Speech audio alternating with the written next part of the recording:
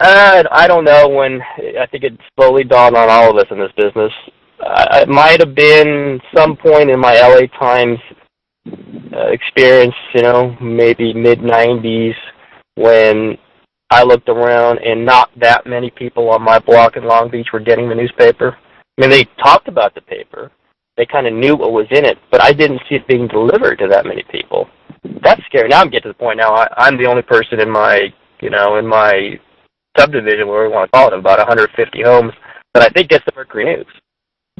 That's the literal thing that scares you. This is the delivery system. This is what funds the newspaper. We can talk all about numbers and ad revenue and classifieds, but when people aren't buying the newspaper, that is the reason why it is going away. It's still on the internet. It's still important. I write a story. People seem to know about it. I don't know where it gets delivered because I just don't see it. I do not see it get. I want to go out one of these mornings. I joke to myself, go out at 5 a.m. with one of these delivery drivers. And how many do they actually deliver? Because there aren't that many in my area, and you would think there would be, and there is not. It is a sad thing. There's more Wall Street Journals and New York Times than there's Mercury News, and that hits you in the face. And I began to see that at the LA Times, and I know people with, 14 and 15-year-olds, when my nephews and niece were growing up, they weren't reading the paper. And they're smart kids going to college. They are not reading the newspaper. They know, again, they seem to know about the paper. They seem to talk about the stories we're all talking about. They're not thumbing through the paper like I was. When I was going to Northwestern, we got the Chicago Tribune in our suite, and we went through it section by section. I think I might have been the last generation. And one time I met with the publisher, way back when, to the LA Times, Mark Willis, the much dated Mark Willis. When he was first bought the LA Times, well, whatever, he was first installed, or whatever he was, he came in and he met with a group of reporters one at a time. There was about 8 of us. Remember, David Shaw was one of them. And he asked us around the table what our biggest concern was, and this was probably, he was probably, 90, 96, 97, somewhere around there. And my concern was, I'm afraid I'm the last, might be part of the last generation that takes newspapers seriously. And I'll still stand by that. So I guess 96, 97, when I was really worried about it. I didn't think it was going to happen this fast, but it became pretty clear that I didn't know what the end game was if people who were, 5 years younger than me, 8 years younger than me, did not buy the newspaper. Well, they're never going to buy the newspaper. If they're not buying it at 30, they're not going to buy it at 35 and 40 and 45. And our audience is dying away. That was pretty obvious then. It's super obvious now. Do you have any theory on why the newspaper lost its hold on the younger generation?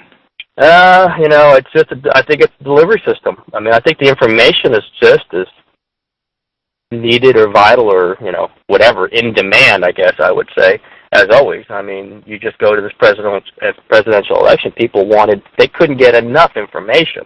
They couldn't get enough analysis and opinion. It's just the delivery system's gone. People aren't thinking about getting a newspaper dropped off in front of their front door.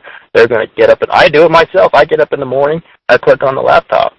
I get the paper, but it's at 10:30 after I've had breakfast and wandered around a little bit. If I'm employed by this newspaper and I look at it for free, the delivery system's done. The end of our system is the delivery system failed. And that happens. That happens all the time in technology. Things replace other things.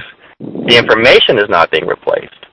The delivery system where someone drives around and throws newspapers on people's front door at 6 o'clock in the morning, that's over with. That's not the way information's passed around, nor do people want it passed around. They want the information, though. That's unquestioned. They just don't necessarily, they definitely don't want it in a newspaper form.